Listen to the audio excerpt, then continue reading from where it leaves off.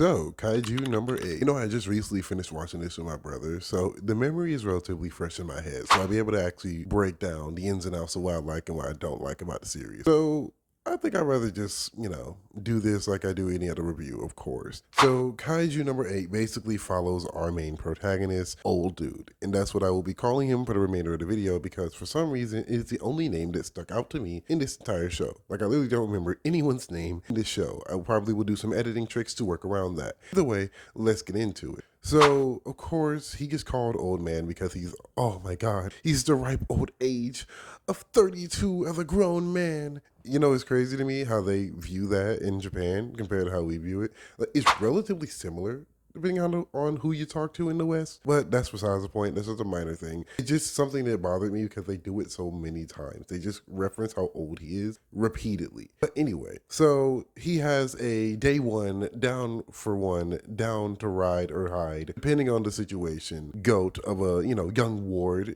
I'm just going to call him Sasuke for right now because he has a weird Jungkook type of haircut. That was crazy. But so because I know some brainiac in the comments is going to say, oh, say his name, you're not being fair to the animated and the newcomers. Well, fine. His name is Reno Ichikawa, by the way. He's the deuteragonist of, Kaiju number 8. Does that make y'all feel better in the comments? Hopefully it does. Anyway, back to the video.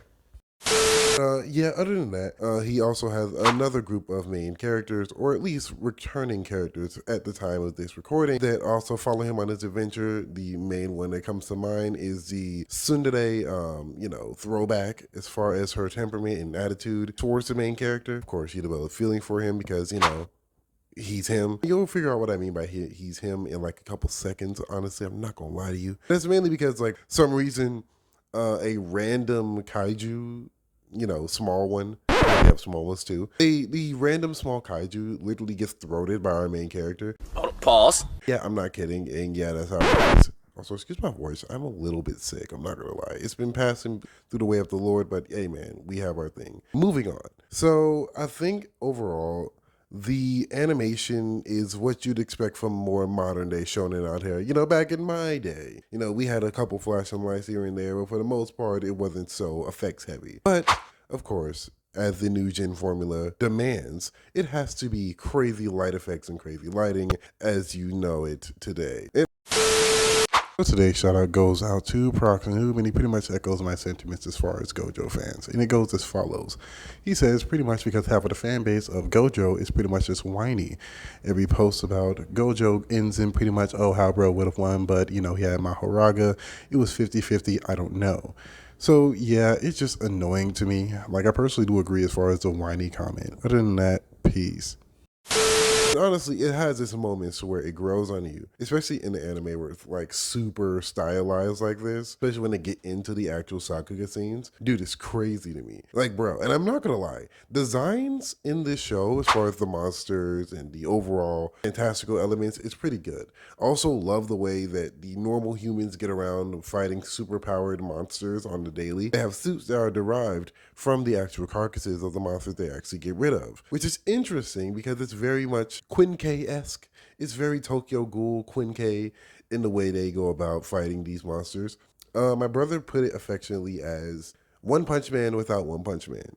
And that has yet to be seen. Because our new One Punch Man is literally our main character, Old Dude over here. Because, man, when I'm telling you, he is the most hype when he's in his monster scene, but in the most underwhelming way when he's in his human form. The thing that bothers me about it is that they make jokes about him maybe having some, hidden thing that makes him cool all the time. Especially when it comes to the physiques of the characters in the show that make a point to roast him about being a robot. Which bothers me. It's like, bro, you've been trying to become a soldier for years and you think your body would be the peak, even if you are the quote-unquote loser. I don't like shows that do this, Like, if you're gonna make a main character trash, give him some trait that makes him at least slightly endearing, besides having a freaking cookie-cutter, anime protagonist personality, fun, bubbly, jokey guy. Like, come on, dude. Like, you could just make him slightly badass, even if it's just, letting him have a physique. Jesus Christ. Give him something. A few minutes later. In one shot!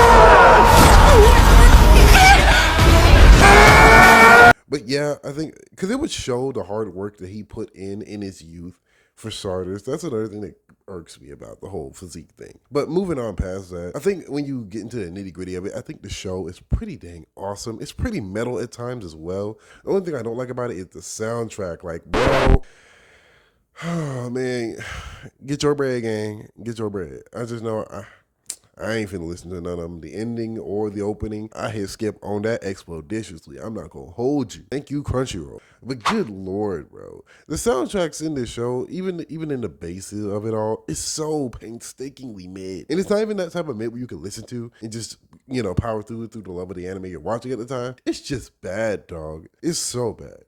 But hey, man, I know someone gonna be in my comments. I know that some of y'all's glorious king and y'all gonna defend it to your heart's content. Sure, go for it. It's whatever to me. Personally, I just didn't enjoy it. But yeah, as far as that being the only real negative, as far as what I've listed, along with the soundtrack, I think overall, I think it's pretty good. Again, I think I give it like